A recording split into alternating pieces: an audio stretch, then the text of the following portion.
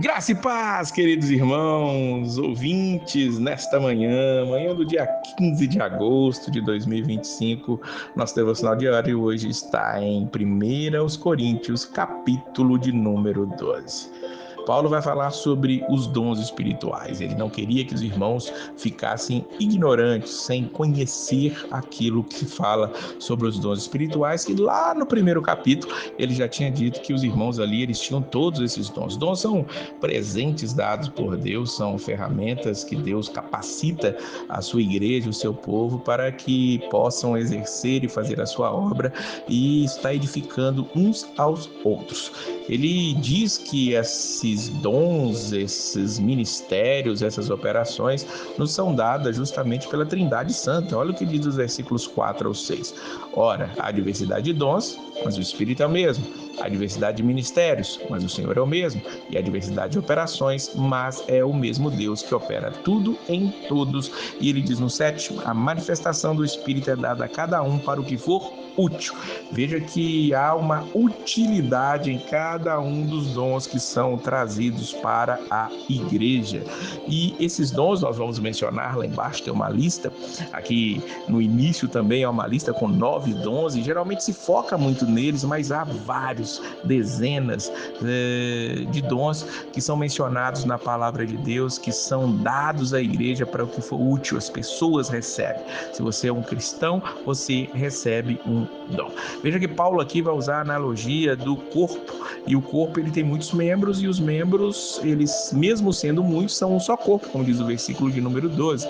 E ele diz no versículo 13, por que nós recebemos isso? Como acontece? Ele vai dizer que todos nós fomos batizados em um espírito, formando um corpo, quer judeus, quer gregos, quer servos, quer livres, todos temos bebido de um espírito. Primeira coisa a se pensar aqui é que todos temos sido batizados em um único espírito, nós fomos batizados no espírito, aqueles que nasceram de novo, aqueles que são cristãos, são aqueles que foram batizados, foram imersos no Espírito Santo. E esses começam a entender algumas coisas. Como é fazer parte de um corpo? Como é ser membro de um corpo? Os membros de um corpo, eles não podem nem se inferiorizar e nem se colocar acima dos outros. Ele vai dizer sobre essa questão de achar que é muito pequeno, achar que não vale nada no corpo. Os versículos 15 e 16. Se o pé disser, porque não sou mão, não sou do corpo, não será por isso do corpo?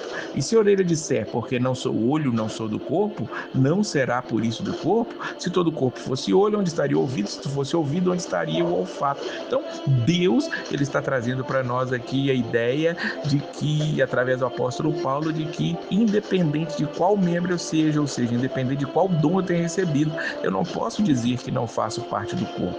Nós não podemos nos inferiorizar. Deus sabe o que é útil, sabe como você te capacitou e sabe que você é importantíssimo para o corpo de Cristo. Por outro lado, aquele que tem um dom também não pode achar que é melhor do que os outros, diz o versículo 21, e o olho não pode dizer à mão, não tenho necessidade de ti, nem ainda a cabeça aos pés, não tenho necessidade de vós. E aí ele diz, antes os membros do corpo que parecem os mais fracos são necessários.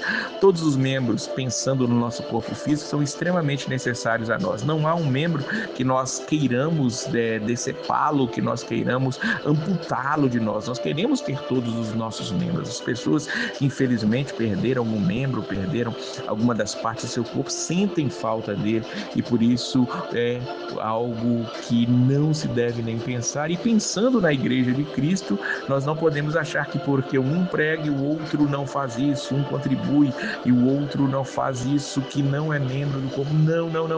Nós precisamos entender que todos somos necessários ao corpo de Cristo, como Paulo está nos ensinando aqui. Por isso ele diz no versículo 25, não haja divisão no corpo, antes tenham os membros igual cuidado uns dos outros, de maneira que se um membro padece, todos os membros padecem com ele, e se um membro é honrado, todos os membros se regozijam com ele. Veja que a família, o corpo de Cristo, quando damos uma topada, por por exemplo, machucamos o dedinho do pé, um pequeno órgão, todo o corpo sente, todo o corpo padece com ele. Da mesma maneira, quando nós, por exemplo, comemos alguma coisa gostosa, gostamos daquilo, nós sentimos prazer, alegria, aqui todo o nosso corpo se alegra com aquilo. A ideia é a mesma coisa no corpo de Cristo. Quando um membro está sofrendo, todos sofrem. Vamos tentar resolver a situação. Quando o membro se alegra e honrado, ele recebe algo, nós nos alegramos com ele. É o que vai ser dito por próprio Paulo em outro lugar: alegremos com os que se alegram e choremos com os que choram. Então nós precisamos entender que todos os membros, todos os dons são necessários e nem todos têm todos os dons. Tanto que ele vai dizer aqui sobre os dons espirituais. Olha o versículo 28, essa pequena lista que Paulo traz aqui. E alguns pôs Deus na igreja, primeiramente apóstolos, profetas, em terceiro doutores, depois milagres, depois dons de curar, depois socorros, depois governos, depois variedade de línguas. Veja que ele traz aqui uma lista de socorros, governos, vai falando sobre milagres, dons de curar, ele vai falar sobre doutores, no caso aqueles que são mestres, ele fala sobre o fundamento da igreja, que são os profetas e os apóstolos. Ele falou sobre isso quando nós já vimos no nosso devocional lá no livro de Efésios, são a base da igreja, e agora vem os doutores, mestres, e esses são os dons que são dados à igreja para a edificação do corpo de Cristo. E aí ele vai perguntar: porventura são todos apóstolos? São todos profetas? São todos doutores? São todos operadores de milagres? A resposta é não. Isso aqui é uma pergunta retórica cuja resposta é não. Nem todos são apóstolos, nem todos profetas, nem todos doutores.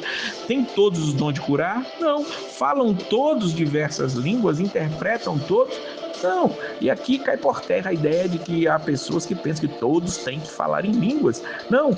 Todos falam em línguas? Não, simplesmente não. Todos foram batizados no Espírito, como nós vimos aqui no versículo de número 13. Todos fomos batizados no Espírito, mas nem todos vão falar em línguas. Os que falam em línguas têm que falar. Nós vamos falar mais sobre isso lá no capítulo 14. Terça-feira a gente fala sobre isso nos nossos devocionais diários. Mas entendamos aqui, o dom que você recebeu é um dom importantíssimo para a igreja. Então use esse dom, coloque à disposição do corpo para que o corpo possa crescer e ser